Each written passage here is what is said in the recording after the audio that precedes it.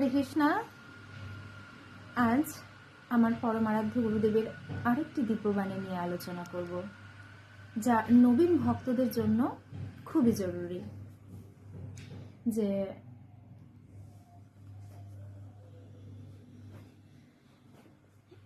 গুরুর চরণে যেন অপরাধ না হয় সেই বিষয়ে খেয়াল রাখতে বলেছেন গুরু মহারাজ। মানে কারো চরণেই যেন অপরাধ না হয়, কারো চরণ মানে কারো প্রতি যেন কোনো অপরাধ না হয়, সেই বিষয়ে গুরু মহারাজ খেয়াল রাখতে বলেছেন। সর্বোপরি বলেছেন গুরুর চরণে যেন অপরাধ না হয়। তো গুরু কত প্রকার? 3 প্রকার: পথপ্রদর্শক গুরু, শিক্ষাগুরু, দীক্ষাগুরু। কারো কারো দুটো গুরু হচ্ছেন, পথপ্রদর্শক এবং শিক্ষাগুরু একজনই থাকেন। একজনই থাকেন। যদিও আমাদের শিক্ষাগুরু অনেকজন, একাধিক জনকে আমরা গ্রহণ করতে পারি, কিন্তু সচরাচর দেখা যায়। হ্যাঁ, আর গুরুদেব হচ্ছেন একজন।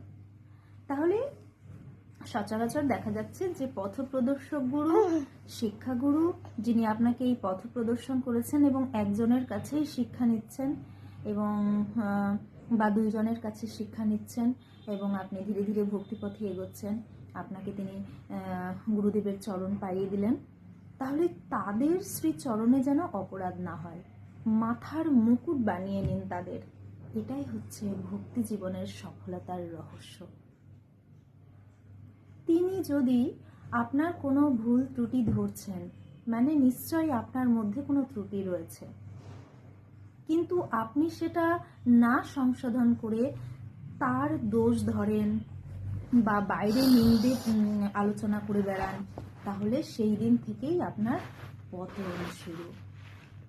আপনার জপে মন লাগবে না, আপনি অপরাধ করে বসলেন এবং সেই অপরাধ যার কোনো খণ্ডন নেই, দাঁড়াও বাবা, সেটা হলো বৈষ্ণব অপরাধ। মাথার তাজ করে নিন এই 3 জনকে। শিক্ষাগুরু একাধিক জন হতে পারে, কিন্তু মেইনলি যাকে কেন্দ্র করে আপনি এগোচ্ছেন, তাহলেই হচ্ছে আমাদের ভক্তি জীবনটা সুন্দরভাবে এগোবে। নাহলে 2-4 বছর ভালো লাগবে, 10 বছর গেছে আমাদের আর ভালো লাগছে না ভক্তি জীবন। কিন্তু যাদের দেখবেন যে দিন দিন তারা এগিয়ে যাচ্ছেন, ভালো ভক্ত হিসাবে প্রতিপন্ন করছেন, তাদের এটা একটা বিশেষ রহস্য, তারা গুরুর চরণে কিন্তু অপরাধ করেন না। আর এর জন্য কি প্রয়োজন? তিনাদৌপি শুনিছেন তরুরূপী সহস্রনা অমানি না মানি দেন কীর্তনিয়া সদাহরি।